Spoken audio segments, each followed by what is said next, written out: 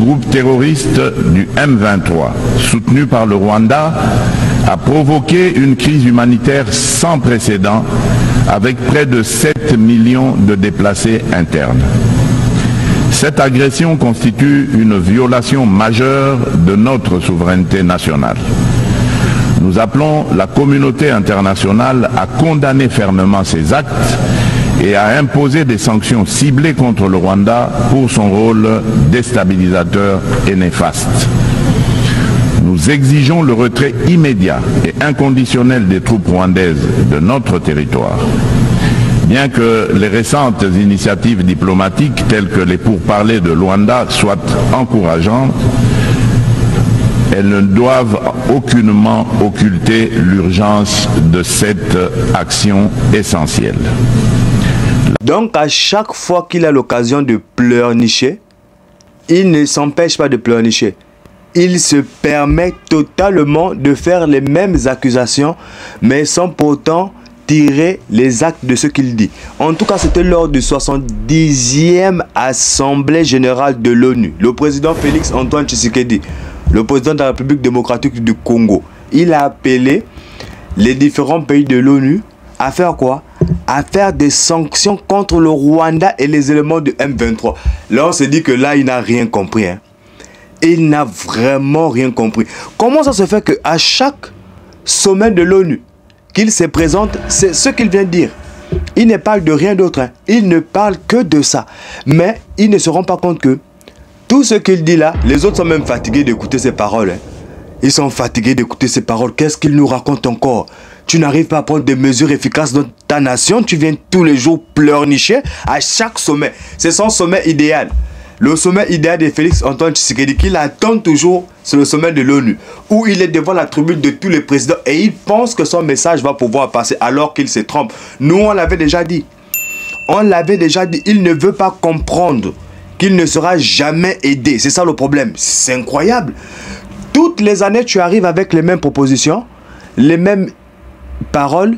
Tu demandes toujours les sanctions sur le Rwanda, mais rien ne se produit. À un moment, il faut quand même changer de stratégie. Il faut comprendre que les gens que tu viens t'adresser à eux là ne veulent pas peut-être t'aider. C'est tout à fait logique. Il ne veut pas aussi augmenter les salaires dans l'armée.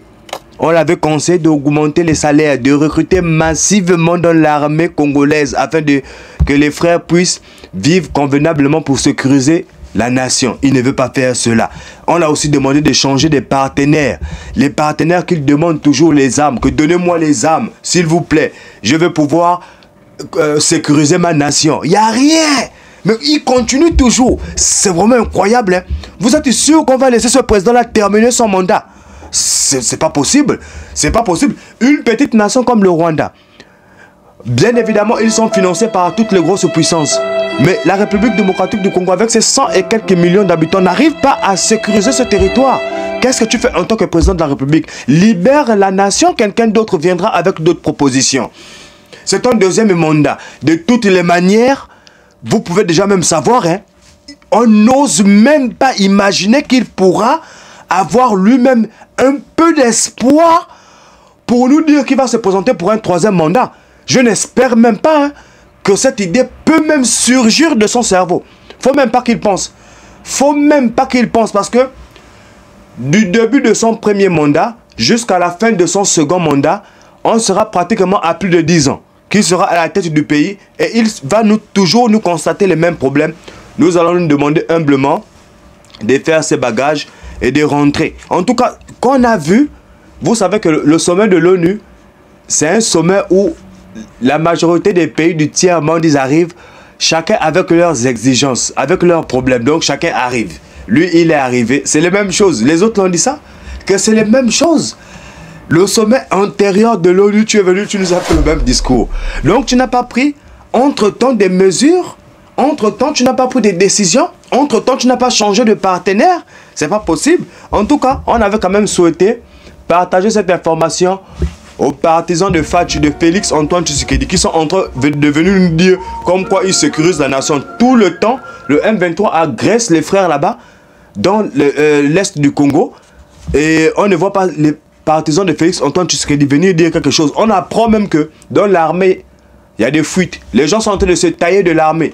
Mais attends, vous pensez que les gens vont sécuriser la nation et ils ne sont pas payés? Ils vont aller au front, ils n'ont pas de quoi nourrir leur famille. Ils se taillent bien évidemment. Donc il y a beaucoup de corrompus dans l'armée. Il y a des gens qui sont obligés de laisser passer les rebelles. Souvent ils sont en cohabitation même avec les rebelles. On apprend cela. On va faire comment? Il faut mettre le système à plat. Et pour mettre le système à plat, il faut que Tshisekedi laisse la place. Il n'a qu'à laisser la place à quelqu'un qui viendra pour nous amener sur un autre chemin. Parce que le chemin dans lequel il est en train de nous amener là, nous sommes déjà à coup sûr certains que c'est un chemin qui nous amène de la décadence. Ça c'est certain. C'est une certitude. Hein? C'est une certitude. En tout cas, on va s'arrêter là pour aujourd'hui. C'était Big L sur HK TV. Allez, ciao, ciao pour un prochain programme.